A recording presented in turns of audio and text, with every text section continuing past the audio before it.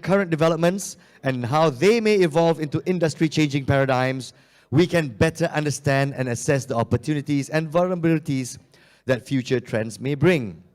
So this next panel seeks to highlight plausible future trends in e-commerce, identified through analysis of the e-commerce landscape. Now, the insights are shared by leading ecosystem partners and the game-changing key drivers that are expected to shape the future innovations. How e-commerce landscape will evolve? Ladies and gentlemen, we discuss this line of questioning right here, right now. And hopefully, we'll be able to discuss MDEC strategies via Malaysia Digital, anticipating and preparing for the future of e-commerce. And so, ladies and gentlemen, it's going to be a two-way discussion. Our first panelist is the principal of Ipsos Strategy 3. This person has 16 years of industry experience specific to technology and the public sector space. Now, he's led various studies related to e-commerce, the digital economy, and has prepared various sectorial maps. 6 years in the telecommunications industry as an R&D engineer, and currently the principal at Ipsos Strategy 3. Ipsos S3 specializes in helping businesses grow by exploring markets, understanding customers, building brands, and developing new products. So, ladies and gentlemen, I'd like to present to you on stage Mr. Ganesan Periakarruppan, Principal of Ipsos Strategy 3. Thank you, Mr. Ganesan. And to join Mr. Ganesan on stage, we'd like to invite our presenter, who is the Director of Digital Trade, Roadmap and Collaboration, Malaysia Digital Economy Corporation. She has 20 years of experience in policy and regulatory matters relating to the digital economy, and her expertise ranges from cyber law, intellectual property rights, to cross-border trade facilitation, as well as ecosystem development in digital trade. She advises and participates in e-commerce related trade negotiations at regional levels and international levels, including WTO, RCEP, and ASEAN. Excellent. And so, ladies and gentlemen, just a friendly reminder, here's the QR code for you guys to access in case there's any questions or for the survey purposes, yeah? And so, if there's a confirmation from the event organizer.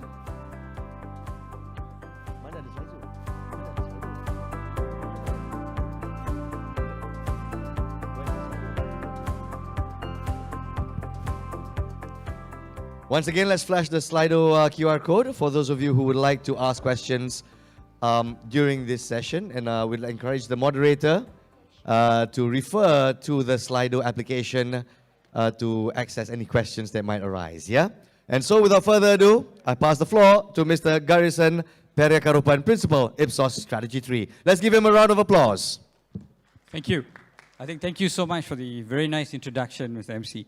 Now, for our next presentation, where we're going to talk about e-commerce, the future of e-commerce. Let me invite the presenter, Ms. Laura Loh, who has more than 20 years of experience in policy and regulatory matters relating to digital economy. Laura's expertise ranges from cyber laws, intellectual property, rights to cross-border trade facilitation, and ecosystem development in digital trade. Laura also advises and participates in e-commerce related trade negotiations at international and regional levels, including at WTO, RCEP, ASEAN. She is passionate about the need for modern and updated rules to reduce barriers in digital trade in paving the way for businesses and consumers to make the most of the digital economy. Laura brings a global outlook and broad experience in e-commerce and digital trade to lead the development of e-commerce. Trend radar with a view towards igniting interest in game-changing shifts in the future. Without further ado, I would like to invite Laura Loh for the interesting presentation on e-commerce trend radar.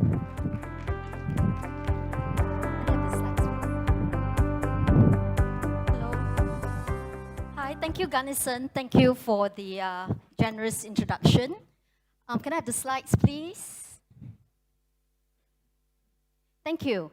My name is Laura, and I'm from MDEC. It is an honor to be here today with you to share about the work that we have done over the past few months. It's about e-commerce trend radar, envisioning the future trend, the next decade in e-commerce. Sorry, can I have the slides, please? Yeah.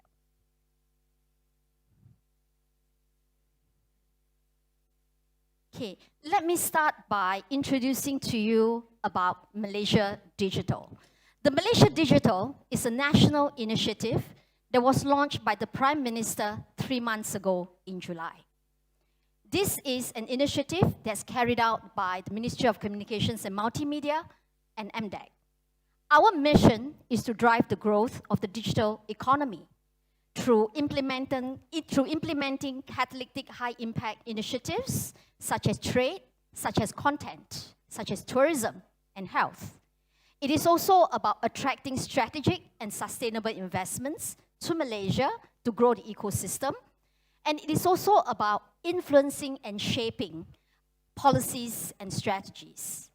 We are here to look ahead to ensure that everyone in the ecosystem is able to optimize the benefits of the digital economy, to ensure that everyone benefits from the growth of the digital economy. That would mean thinking ahead, and that would mean enhance the readiness of the entire ecosystem. One of the key things that the Malaysian government has done over the past few years is through the implementation of the National E-commerce Strategic Roadmap.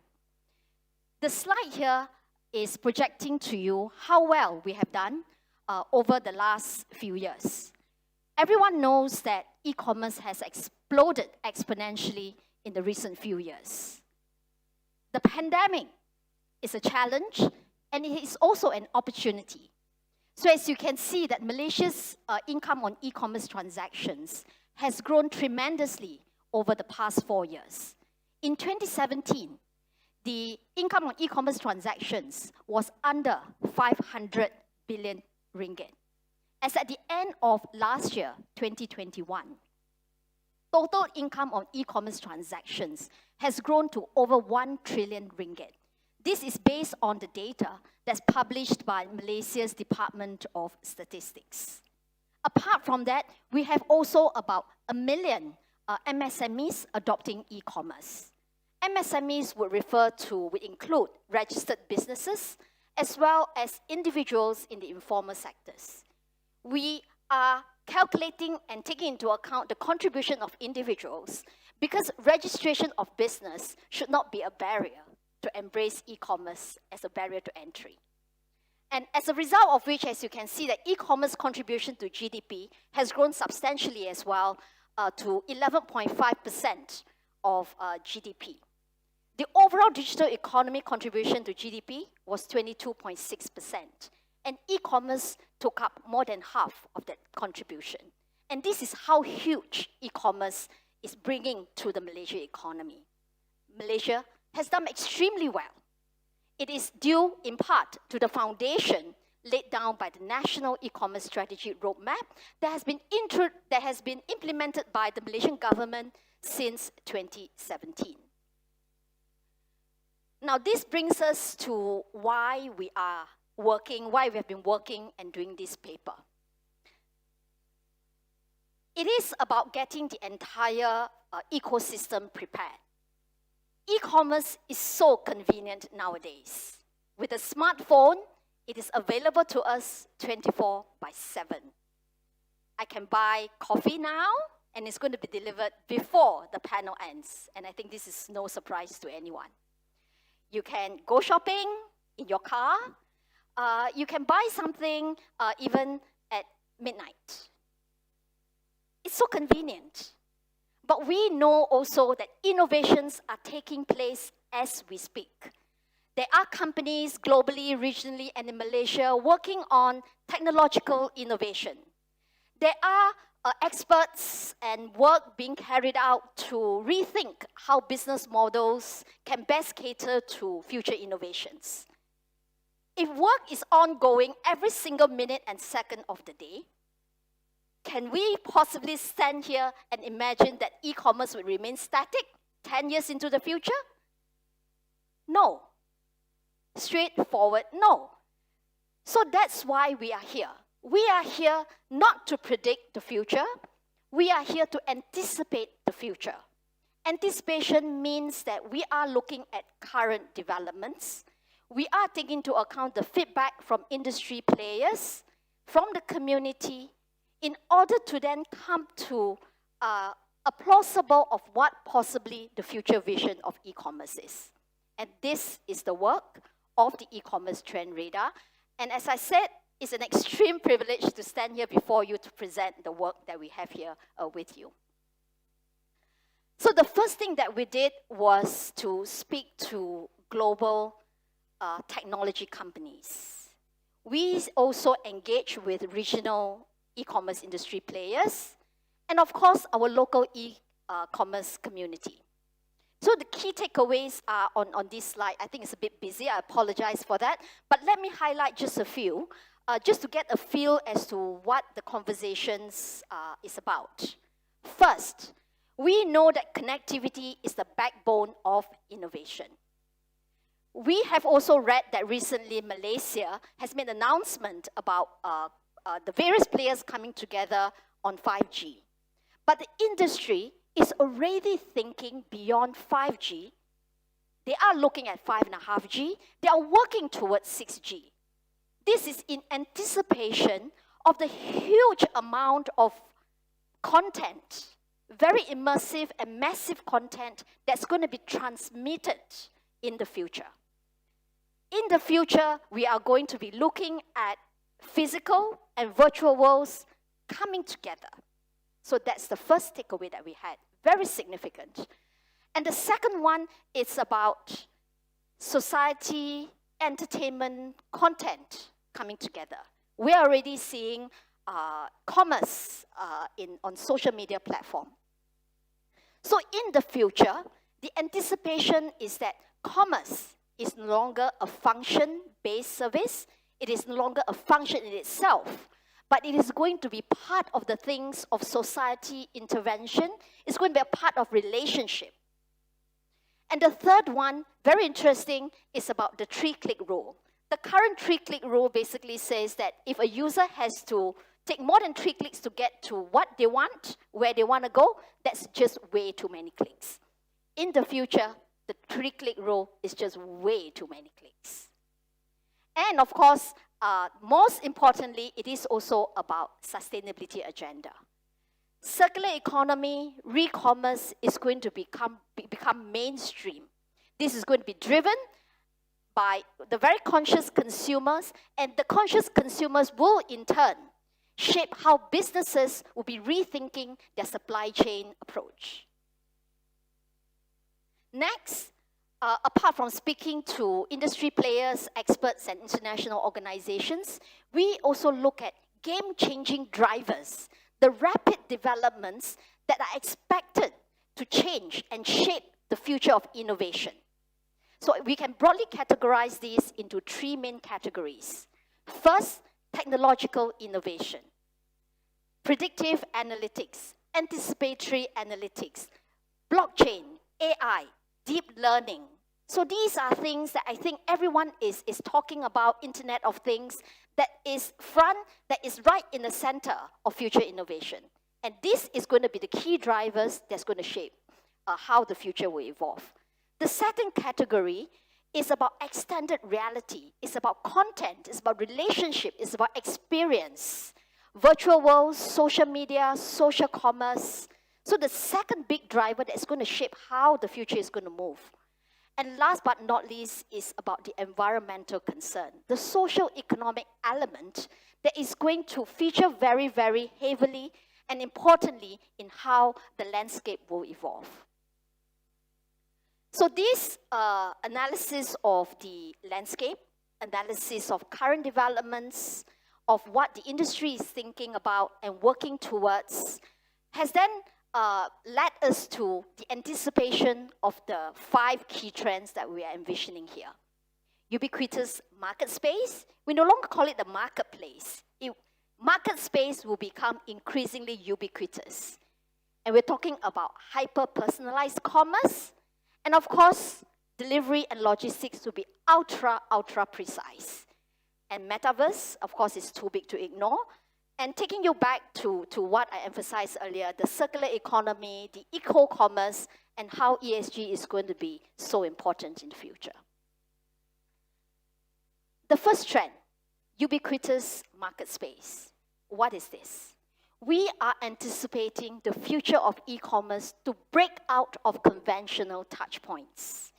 It is going to be available in new and unimaginable space beyond the current definition of what you and I know of a marketplace. What would prompt this particular trend to evolve and become a reality? It is about the sensors, it is about the ultra-portable and powerful microchips. There are already signals that we are seeing that will indicate and point us to this particular trend. The first one is about the ultra-portable microchips, which is the foundation of ubiquity. I think you have read about perhaps wearables that enables the different computing platforms to come together. You're able to imagine and project. And also there are also works ongoing on brain-computer interface, brain-machine interface. You must have read about the Neuralink, the company by Elon Musk working on BCI. I think a lot of these things, just like the internet. Internet isn't invented to be what it is today. The internet was invented for military use. So just like all these different innovations, they may not be invented for e-commerce in mind. But future developments point to these different technologies coming together such that we are able to make commerce so much more convenient.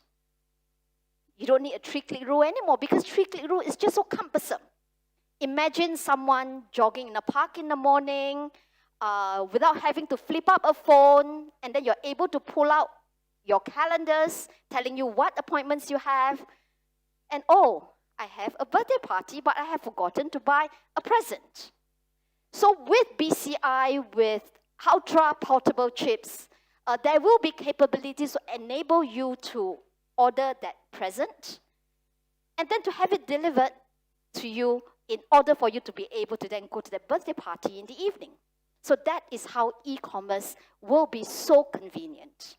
And of course, today we're already seeing car companies, automobile companies working together with giants like Amazon to offer in-car apps, and there are also fridges, smart fridges. You know, they're able to anticipate that your carton of milk is going to expire soon. Your tray of eggs would need to be replenished. And to incorporate then a marketplace, a transactional element within that smart fridge, it is plausible. So that is the vision that we are presenting to you on our first trend, which is the ubiquitous market space. Moving on to the next trend. Hyper-personalized commerce, bespoke commerce. So we know now we are able to order what we want, wherever we want, whenever we want, from our phone. So to what extent and how can commerce be so personalized that we call it hyper-personalization? Currently, we are seeing 3D printing technology. Currently, there are platforms and apps where you are able to envision the visualization platforms to envision what you will get if you want to customize an interior design, if you want to customize a blouse. So that's possible. So in the future, all this technology is going to be so much available such that the cost would come down to be available then to businesses to incorporate it as part of their commerce, to be able to then offer it to their customers. I should be able to get that pair of sneakers in the colors and design that I want, so that I don't have to put on a pair of sneakers that is half a size too big or half a size too small.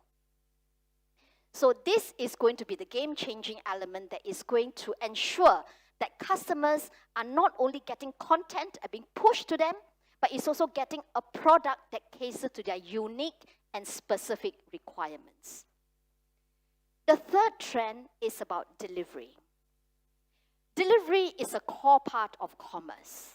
If you can't fulfill that need and that want of consumers to the extent of getting the goods to them wherever and whenever they want, that particular e-commerce experience is just not complete. So the future e-commerce is about 3 letters: agile, dynamic, and efficient. Today, we are seeing drones. Drones is no longer a surprise. Today, we are seeing autonomous guided vehicles, AGV. It started with the ports. It started with warehouses. You see it in JD.com's warehouse. You see videos on Alibaba's warehouse with AGVs. But today, we have AGVs at home. As I'm speaking to you, I have a vacuum cleaner cleaning the room. So,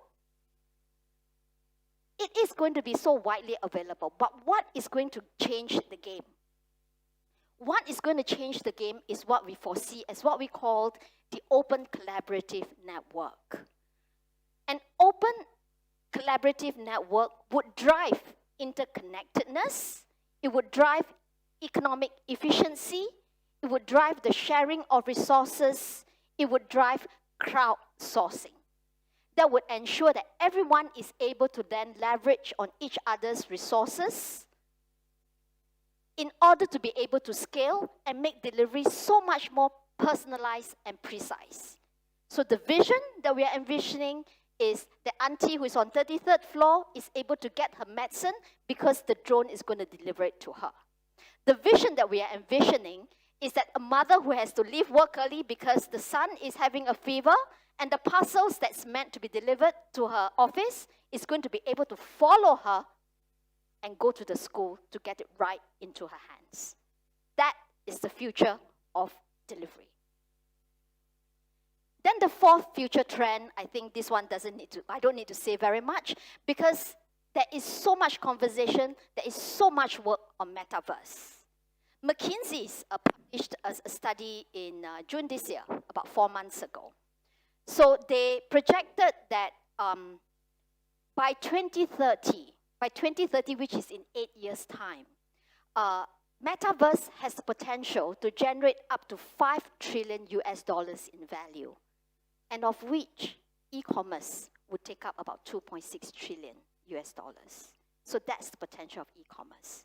So today, in McKinsey's report, it stated that the total value of investment that has poured into metaverse as at this year, which is before June, was about $120 billion. And of the 79% of those who are active on metaverse, 79% of them have made a purchase. So apart from just the numbers, what are we seeing today? Everyone goes for online games. Everyone likes the immersive experience. So we know that NFT is now offering security. NFT is now an asset, a digital asset that can be traded. We have also read about digital real estate. And of course, we know that in e-commerce, influencers and key opinion leaders, KOLs, are extremely important and are able to generate a massive following in order to generate sales. There are now digital KOLs and digital influencers. So it has now become an asset in its own, is able to now generate value and in turn drive more value into the ecosystem. So that is why e-commerce and e-commerce in metaverse e-commerce is going to be huge moving forward. Next is about the eco-commerce. So this conversation has been ongoing for many years, and I think governments, businesses, and even consumers are seriously thinking about it. But what is going to make a difference is that this is going to become mainstream e-commerce. Now, let us pause here again and take us back to 2 years ago when we were all locked up in pandemic, where we are all forced to buy something on e-commerce. Think about the bubble wraps in that corner. Think about the air pillows that's collecting in that corners, and think about the boxes. So the plastics is going to go to the landfills. The plastics is going to go into the environment. This is the ugly part of e-commerce. Innovation would also mean that while we are driving growth, we are also addressing what is the ugly part of e-commerce, and that would mean that in the future, we are looking at a new generation of consumers who are growing who are taking responsibility for the environment. So when they are purchasing, when they are making a decision to purchase something online, their choices would not just be dictated by price. They are going to be taking into account factors such as climate change. They are going to take into account factors such as fair trade practices. So the conscious consumers are going to drive how businesses rethink their supply chain and their business models. So that's one key consideration. The second signals is that we are seeing technological innovation in the field of eco-commerce, because there will be materials that are eco-friendly. It will involve prompting businesses to change their business models and adopting products and services that are eco-friendly, including incorporating this into their business practices. And also of importance and critical are measures and motivation that are being taken by the government. The government plays a big role in driving the entire movement and change to the industry and how the industry is being transformed. So MDEC has taken a very big step to embrace ESG, and I think it is something that not only MDEC is doing, but the government as a whole, businesses as a whole, and of course regional government as well. So eco-commerce, as we see, will become a key trend to become mainstream e-commerce. This brings us to the 5 key trends, and this would be our e-commerce trend radar. And how would MDEC be preparing the ecosystem for it? As I mentioned, Malaysia Digital has been launched by the government in July this year. We are here to drive high-value investment. By identifying these key trends, we're able then to target investments that would have who are playing a big role in this particular sphere. It is about providing a launchpad for tech companies to then use Malaysia as a launchpad to be able to then take advantage of opportunities in neighboring countries, in ASEAN and beyond. It is also important that we work towards building the capability of our ecosystem players, that will include the businesses, the talent, and creating jobs for the industry. And it also means that with these jobs, we are then able to attract more investments to come into the country. And more importantly also, it's also about influencing and shaping policies in order to move towards and get the country ready to be able to then embrace and be prepared for the future trend. So this paper is the work of not only the team here, but it's also a contribution by many people in the industry that will include the global tech giants, regional industry players, and also the local community. So this is also an opportunity for me from MDEC to thank everyone who has contributed in some way or other to this particular work. Thank you very much. So I'm going to sit down. So happy to take your questions. Thank you.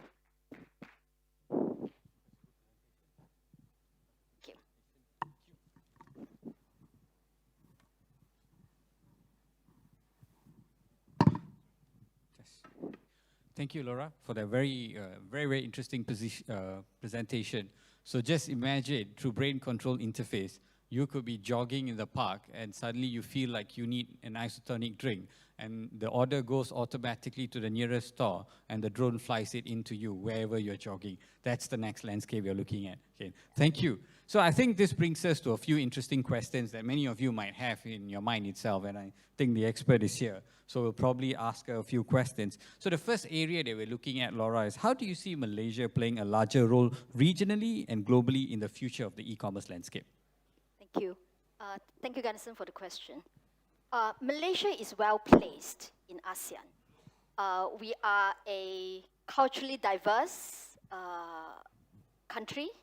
We have talents, and we are fortunate enough to have a government that has the vision to be able to recognize the importance of leveraging on the digital economy in order to scale.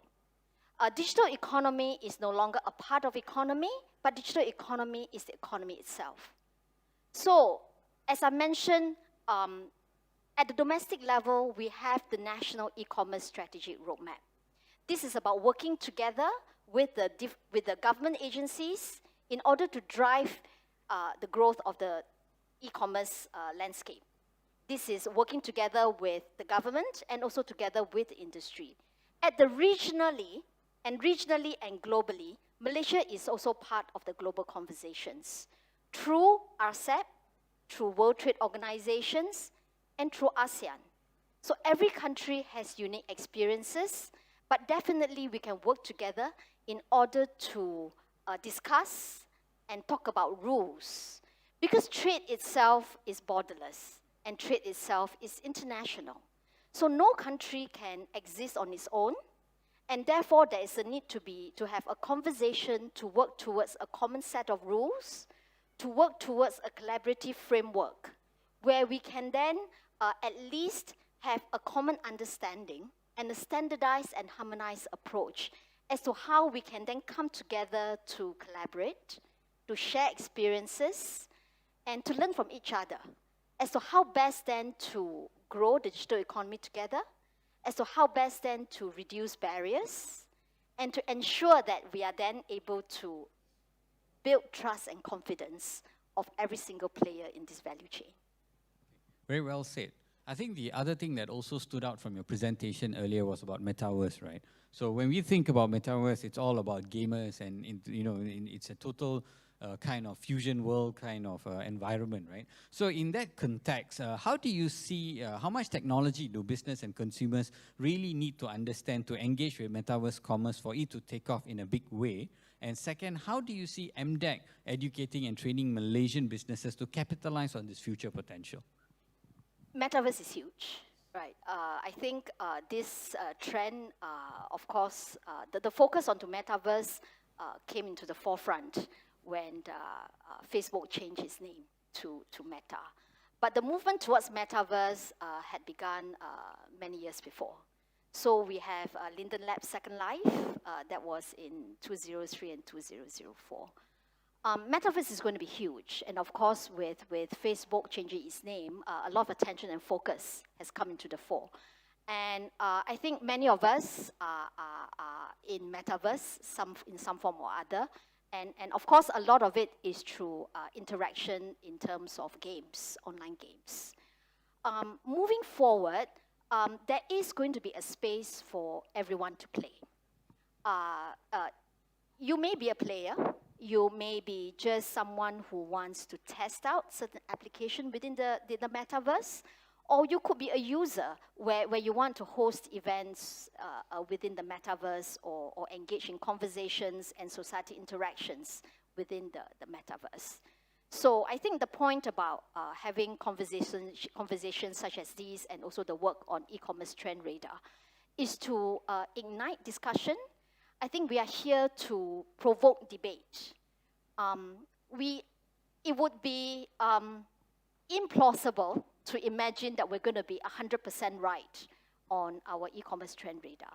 But we believe that elements of it would somehow materialize and be the future of what e-commerce will be in 10 to 15 years' time. So from MDEC's point of view, definitely, as I mentioned, we are here to grow the digital economy, working with the government, working with the industry, and we want to be a part of this conversation. So we are here to give support. We would be happy to be engaged in conversations, to be able to then create opportunities to bring businesses overseas, to then engage in market access, build the network, and of course, looking at capability development. And if necessary, we also like to be able to then offer facilitation to drive interventions, and of course, to offer our views about how we are able to then come together to influence and shape how future policies would be required to be developed in order to cater to future change. Regulations are important, and I think based on the profile that I think Ganesan has shared about me, you know that our work at MDEC also would cover working towards a common set of rules at the regional international level in order to ensure that trade at the regional international level can flourish. Flourishing would mean that we all work towards based on a common set of rules, such that trade would not, such that barriers and borders would not be a barrier to what everybody wants to do moving forward. So metaverse, as I said, is going to be huge. It's uncharted territory, but definitely together, I think through conversations and through debates, we can then work towards ensuring that everyone will be able to then optimize the opportunities of metaverse. Thank you, Laura. I think in the interest of time, one last question here, right? So among the 5 trends that you presented earlier and the scenarios that we have discussed, which are you most excited about and why? Good question. So the most diplomatic answer would be e-commerce trend radar is MDEC's baby. And I have to say that I'm excited about all 5 of them. But I think if I were to pin down one of them, it would have to be metaverse. So statistics and data and projections have pointed all of us into the direction that this is going to be just too big to ignore. Okay, again, thank you everyone for the session. Thank you so much, Laura, for the amazing presentation. Thank you, everyone. Thank you. Thank you.